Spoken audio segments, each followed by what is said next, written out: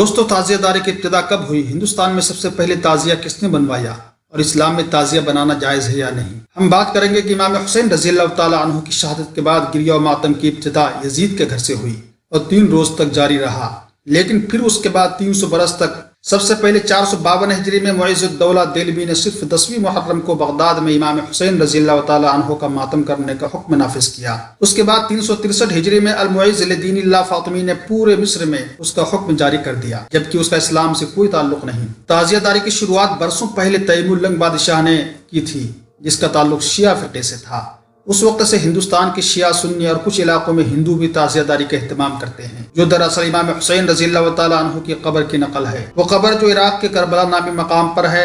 ہندوستان میں تعزیہ کی تاریخ اور بادشاہ تیمور لنگ کا گہرا رشتہ ہے۔ تیمور ترکی جنگجو تھا اور پوری دنیا کو فتح کرنا اس کا خواب تھا۔ 1336 عیسوی کے دوران سمرقند کے قریب ازبکستان میں پیدا ہوا۔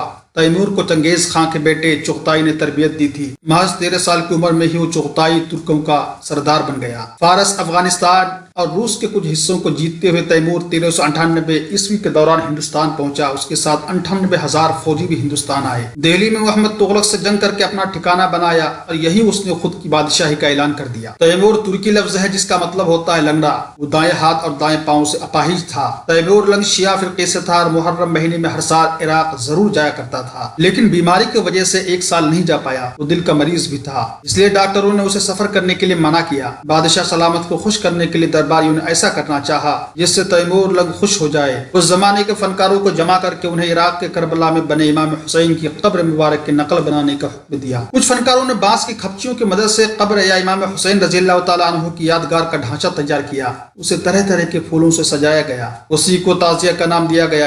اس طرح تعزیہ کو پہلی مرتبہ 801 ہجری میں تیمور لنگ کے محل کے احاطے میں رکھا گیا۔ تیمور کے اس تعزیہ کی دھوم پورے ملک میں مچ گئی۔ ملک بھر سے عوام اس کی زیارت کے لیے پہنچنے لگے۔ تیمور لنگ کو خوش کرنے کے لیے ملک کی دیگر ریاستوں میں بھی اس روایت کا سختی سے آغاز کیا گیا۔ خاص طور پر دہلی کے آس پاس کے آباد شیعہ فرقے کے نواب تھے، انہوں نے فوری طور پر اس روایت پر عمل کرنا شروع کر دیا۔ اس کے بعد سے لے کر آج تک اس روایت کو بھارت، پاکستان، بنگلہ دیش اور برما میں منایا جا رہا ہے، جبکہ خود تیمور لنگ کے ملک ازبکستان یا قزاقستان میں تعزیت کی روایت کا کوئی ذکر نہیں ملتا۔ 68 سالہ تیمور اپنی شروع کی گئی تعزیوں کی روایت کو زیادہ دن دیکھ نہیں پایا اور سنگین بیماری میں مبتلا ہونے کی وجہ سے 1404 عیسوی کے دوران سمرقند واپس ہو گیا اور اسی بیماری کی وجہ سے 1405 کو قزاقستان میں اس کا انتقال ہو گیا۔ لیکن تیمور کے جانے کے بعد بھی ہندوستان میں روایت جاری رہی۔